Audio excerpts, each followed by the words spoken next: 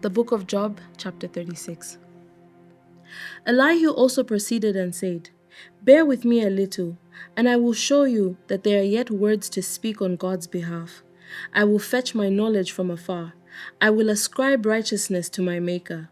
For truly my words are not false. One who is perfect in knowledge is with you. Behold, God is mighty, but despises no one. He is mighty in strength of understanding. He does not preserve the life of the wicked, but gives justice to the oppressed.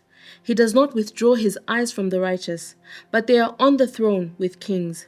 For he has seated them forever, and they are exalted. And if they are bound in fetters, held in the cords of affliction, then he tells them their work and their transgressions, that they have acted defiantly. He also opens their ear to instruction and commands that they turn from iniquity. If they obey and serve him, they shall spend their days in prosperity and their years in pleasures. But if they do not obey, they shall perish by the sword, and they shall die without knowledge. But the hypocrites in heart store up wrath. They do not cry for help when he binds them. They die in youth, and their life ends among the perverted persons. He delivers the poor in their affliction and opens their ears in oppression. Indeed, he would have brought you out of dire distress into a broad place where there is no restraint, and what is set on your table would be full of riches. But you are filled with the judgment due the wicked. Judgment and justice take hold of you. Because there is wrath, beware lest he take you away with one blow, for a large ransom would not help you avoid it. Will your riches or your mighty forces keep you from distress? Do not desire the night, when people are cut off in their place.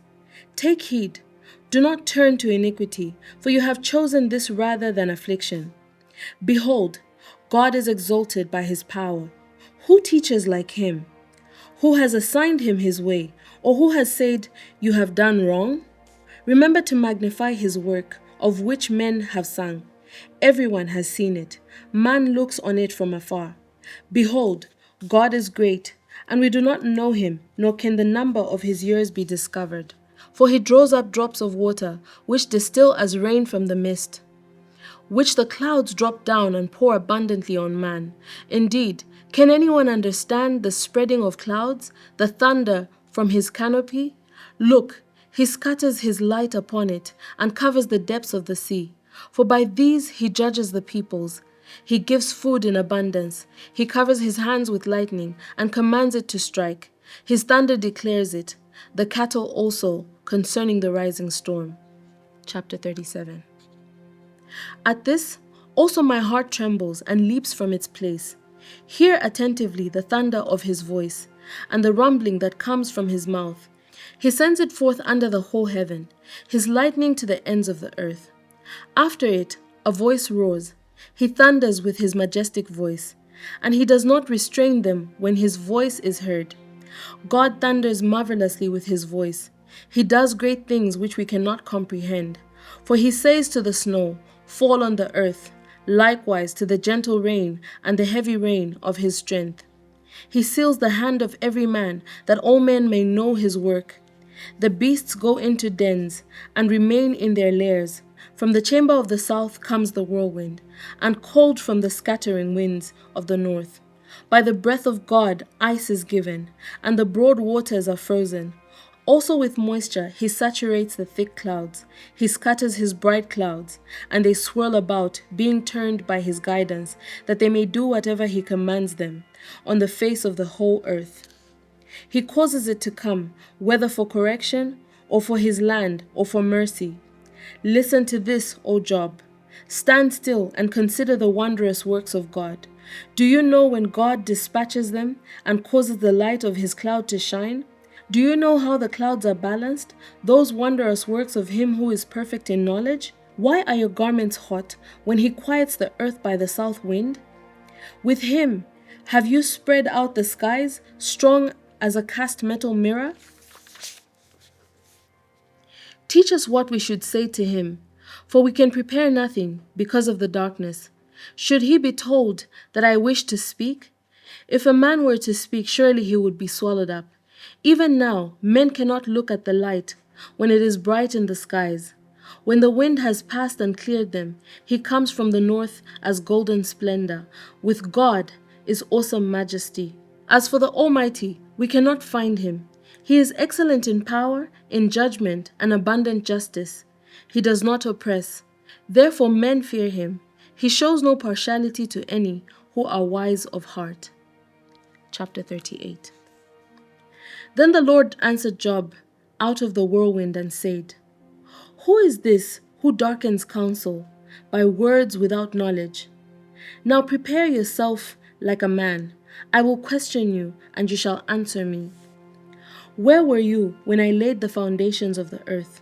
Tell me, if you have understanding, who determined its measurements? Surely you know, or stretched the line upon it.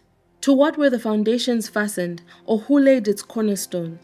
When the morning stars sang together, and all the sons of God shouted for joy? Or who shut in the sea with doors, when it burst and issued from the womb? When I made the clouds its garment, and thick darkness its swaddling band? When I fixed my limit for it, and set bars and doors? When I said, This far you may come, but no farther, and here your proud waves must stop? Have you commanded the morning since your days began, and caused the dawn to know its place, that it might take hold of the ends of the earth, and the wicked be shaken out of it? It takes on form like clay under a seal, and stands out like a garment. From the wicked their light is withheld, and the upraised arm is broken. Have you entered the springs of the sea, or have you walked in search of the depths? Have the gates of death been revealed to you, or have you seen the doors of the shadow of death? Have you comprehended the breadth of the earth? Tell me, if you know all this. Where is the way to the dwelling of light? And darkness, where is its place, that you may take it to its territory, that you may know the paths to its home? Do you know it, because you were born then, or because the number of your days is great? Have you entered the treasury of snow, or have you seen the treasury of hail, which I have reserved for the time of trouble, for the day of battle and war? By what way is light diffused, or the east wind scattered over the earth? Who has divided a channel for the overflowing water, or a path for the thunderbolt, to cause it to rain on the land where there is no one, a wilderness in which there is no man, to satisfy the desolate waste, and cause to spring forth the growth of tender grass? Has the rain a father, or who has begotten the drops of dew? From whose womb comes the ice, and the frost of heaven, who gives it birth? The waters harden like stone, and the surface of the deep is frozen. Can you bind the cluster of Pleiades, or loose the belt of Orion? Can you bring out Mazzaroth in its season, or can you guide the great bear with its cubs? Do you know the ordinances of the heavens? Can you set their dominion over the earth? Can you lift up your voice to the clouds, that an abundance of water may cover you? Can you send out lightning, that they may go and say to you, Here we are? Who has put wisdom in the mind, or who has given understanding to the heart? Who can number the clouds by wisdom, or who can pour out the bottles of heaven? When the dust hardens in clumps, and the clods cling together? Can you hunt the prey for the lion, or satisfy the appetite of young lions? When they crouch in their dens or lurk in their lairs to lie in wait? Who provides food for the raven, when its young ones cry to God and wonder about their lack of food? Chapter 39. Do you know the time when the wild mountain goats bear young? Or can you mark when their deer give birth? Can you number the months that they fulfill? Or do you know the time when they bear young? They bow down, they bring forth their young, they deliver their offspring. Their young ones are healthy, they grow strong with grain, they depart and do not return to them. Who set the wild donkey free? Who loosed the bonds of the onagar? Whose home have I made the wilderness, and the barren land his dwelling? Who scorns the tumult of the city? He does not heed the shouts of the driver. The range of the mountains is his pasture, and he searches after every green thing. Will the wild ox be willing to serve you? Will he bed by your manger? Can you bind the wild ox in the furrow with ropes? Or will he plow the valleys behind you? Will you trust him because his strength is great? Or will you leave your labor to him? Will you trust him to bring home your grain and gather it to your threshing floor? The wings of the ostrich wave proudly, but are her wings and pinions like kindly storks? For she leaves her eggs on the ground and warms them in the dust. She forgets that a foot may crush them, or that a wild beast may break them. She treats her young harshly, as though they were not hers. Her labor is in vain, without concern, because God deprived her of wisdom and did not endow her with understanding.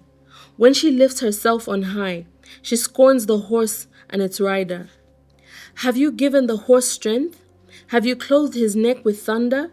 Can you frighten him like locust? His majestic snorting strikes terror. He paws in the valley and rejoices in his strength. He gallops into the clash of arms.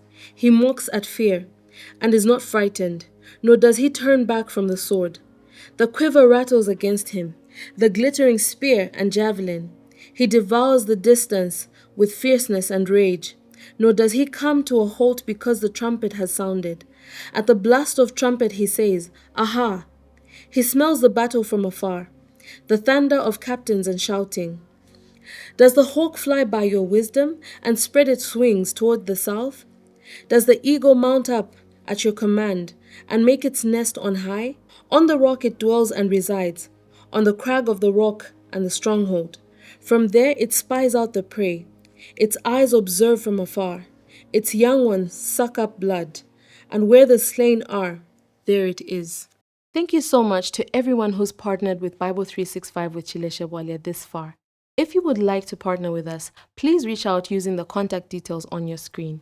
God bless you. Shalom, shalom.